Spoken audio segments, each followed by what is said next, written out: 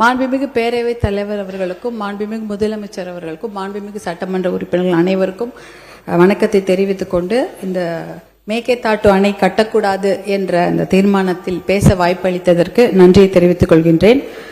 வருஷத்துக்கு 750 டிஎம்சி தண்ணீர் காவிரியில வருகிறது என்பதுதான் ஒரு கணக்கு. அதுல கர்நாடகாவுக்கு 285 டிஎம்சி தான் அவங்களுக்கு உரிமை. தமிழ்நாட்டுக்கு 404 டிஎம்சிக்கு மேல உரிமை இருக்கிறது. ஆனா அது குறைஞ்சி பேச்சுவார்த்தையின் மூலமா இன்னைக்கு 175.25 டிஎம்சி, பாண்டிச்சேரிக்கு 7 டிஎம்சி, கேரளாக்கு 30 டிஎம்சி. ஆனா இந்த 175.25 டிஎம்சிய ஒரு மாதமும் ஒரு டைம் டேபிள் போட்டு அவங்க கர்நாடக அரசு நமக்கு தந்திருக்கணும். இது வரைக்கும் வரலாற்றிலே கிடையாது. அப்படி டைம் டேபிள் போட்டு இந்த மாதம் ஒரு 12 டிஎம்சி, அடுத்த மாதம் 32 டிஎம்சி தந்ததே கிடையாது. நமக்கு ஜூன் மாசம் 9.18 டிஎம்சி தண்ணீரை கர்நாடக அரசு நமக்கு திறந்து விட்டிருக்க வேண்டும். ஆனால் கடந்த ஜூன் மாதம், அதாவது இந்த 2026 2 மாசத்துக்கு முன்னாடி அவங்க திறந்து விட்ட தண்ணீருடைய அளவு 2 டிஎம்சி தான். ஜூலை மாசம் 31.24 டிஎம்சி தண்ணீர் திறந்து விட்டிருக்க வேண்டும். 1 டிஎம்சிக்கும் குறைவான தண்ணி தான் திறந்து விட்டுருக்காங்க. அப்படின்னா அந்த சட்டத்தையோ தார்மீக நடவடிக்கையோ காவிரி ஆணையத்துடைய தீர்ப்பையோ உச்ச நீதிமன்ற தீர்ப்பை எதையுமே கர்நாடக அரசு மதிக்கவே இல்லை. இதுவரைக்கும் அவங்க திறந்து விட்டதே இல்லை. நமக்கு அதனாலதான் குறுவை சாகுபடிக்கு பாதிப்பு ஏற்பட்டிருக்கு. குறுவை சாகுபடி பண்ண முடியல. அதனாலதான் விவசாயிகள் பாதிச்சிருக்கிறாங்க.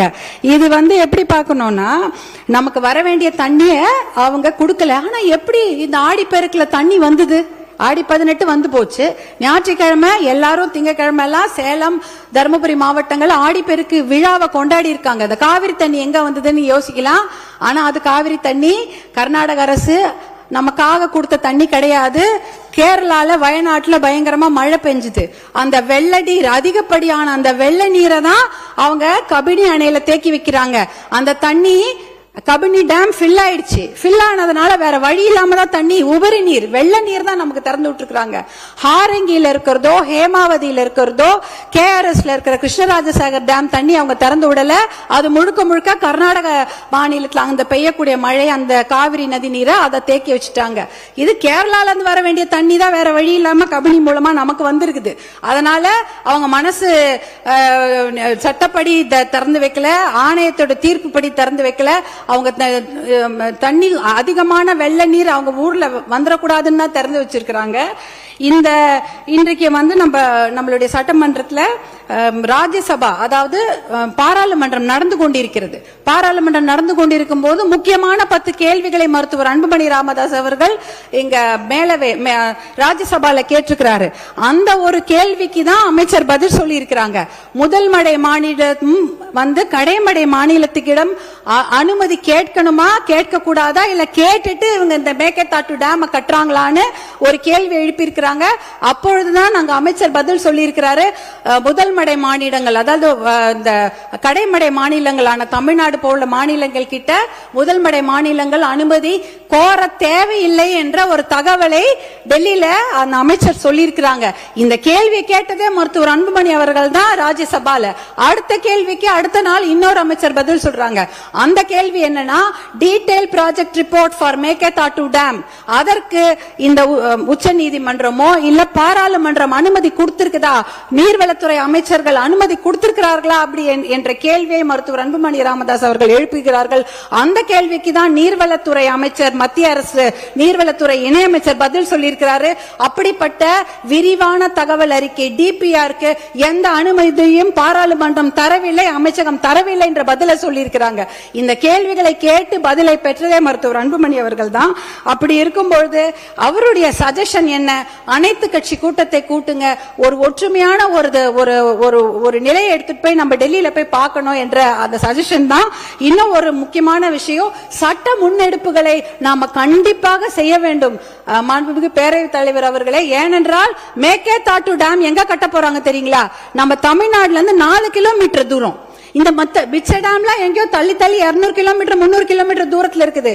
கர்நாடக அரசு proposed site for construction of Meketatu Dam is just 4 kilometers away from our state Tamil Nadu. 4 kilometre Krishnagiri Dharmapuri பார்டர்லயே 4 கிலோமீட்டர் கட்டுறாங்க. எதுக்கு கட்ட போறாங்க? ஒரு சொட்டு தண்ணி கூட தமிழ்நாட்டுக்கு வரக்கூடாது. வரக்கூடிய அத்தனை தண்ணியும் எல்லா டேம்லயும் சேர்த்து வச்சுட்டு மேகேதாட்டுல 70 TMC தண்ணியை புடிச்சு வச்சுக்கிட்டு ஒரு சொட்டு நீர் கூட தமிழ்நாட்டுக்கு வரக்கூடாது என்பதற்காக தான் தமிழ்நாட்டுக்கு மிக அருகில் டேம் கட்டுறாங்க.